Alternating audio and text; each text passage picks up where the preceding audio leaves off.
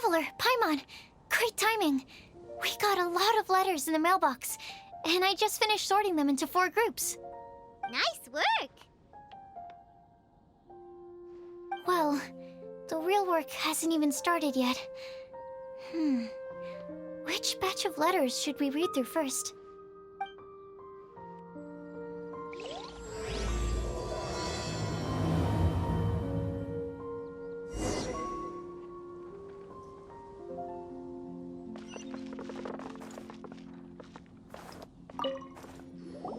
Hey, we're here! Traveler, Paimon. Nice work! Well,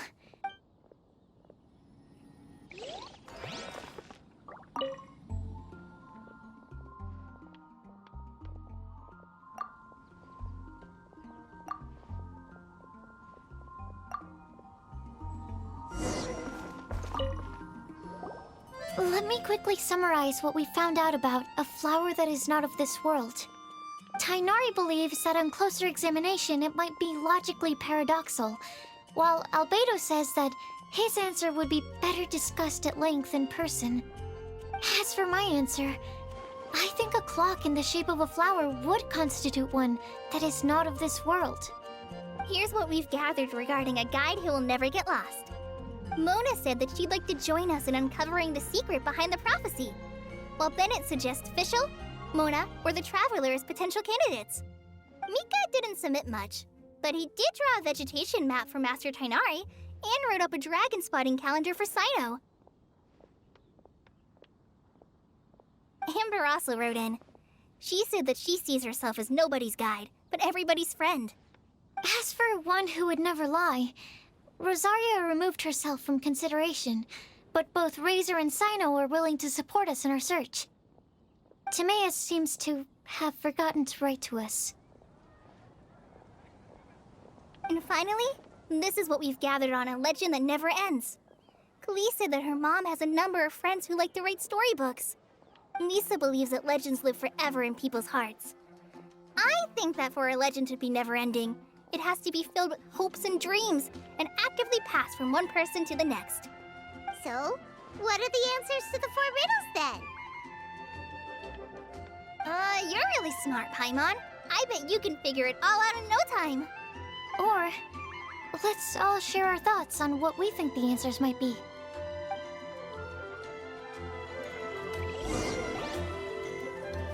Wait!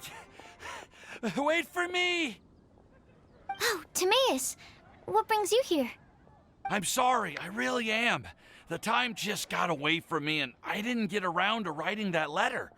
However, I'm happy to announce that I think I can be the one who would never lie. Huh? This is kinda sudden. Not that we don't trust you, TIMAEUS, but, could you elaborate a little after you catch your breath? Of course, of course.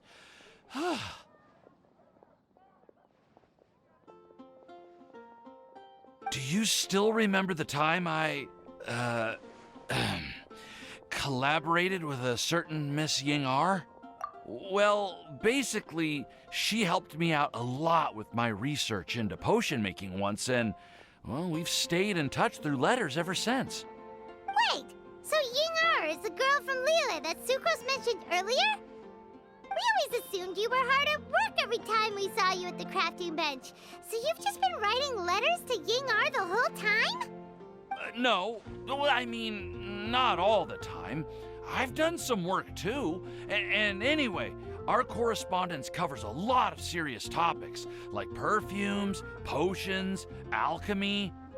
Anyway, a few months ago, I made a vow to the heavens that I will be true to myself and never utter an insincere word until the day that I've managed to win Miss YING'ER's heart. So, at Star Snatch Cliff, you were picking Cecilia's as a gift for YING'ER? Well, that's right. The Cecilia flower is said to represent a once wayward heart transformed by the power of love. I couldn't think of a better flower to give than that. I know full well that Miss YING'ER is far more knowledgeable than I in both the ways of the world and the ways of our craft, but I thought I should make the effort for once and put myself out there. Which brings me to the subject of the last few days and the Windbloom Festival. I thought it was time for me to invite Miss YING'ER to Mondstadt, but yesterday, Albedo told me that Sucrose has been working hard to help another girl achieve her dream. Huh? And when I went to take a look at our roster, I saw that she'd done my remaining work for me. I feel incredibly guilty. I've been spending all of my time in my own fantasy world while everyone else has been bending over backwards to help other people. How could I ever hope to be worthy of Miss YING'ER's love if I'm so selfish? Oh, TIMAEUS. And that's why I've decided to join you. But then what about YING'ER? Yeah. Haven't you been planning this for over a month now? You said you were gonna invite her to Mondstadt. Well, yes, I did mention in my letters that I'd like her to visit, which is why I just sent her another gift with my hand-picked Windblooms, along with a handwritten letter. I explained that a matter of great importance has presented itself to which I must devote my full attention for the time being. As soon as it's resolved, I'll make haste to Liyue to pick her up in person. I made sure to package the gift and letter with the greatest care. All I can do now is hope that she'll understand. Point being, please know that I sincerely want to support you in this endeavor. Plus, I think I'm an honest person. As far as I recall, I don't think I've told a single lie in my life. Well, you certainly convinced Paimon with that speech. Don't worry, TIMAEUS. We won't let your determination go to waste. Thank you, TIMAEUS. Thank you, everyone. I promise to do everything I can to help. Okay, so it looks like we found our one who would never lie. Great! Let's keep it up. On to the other three.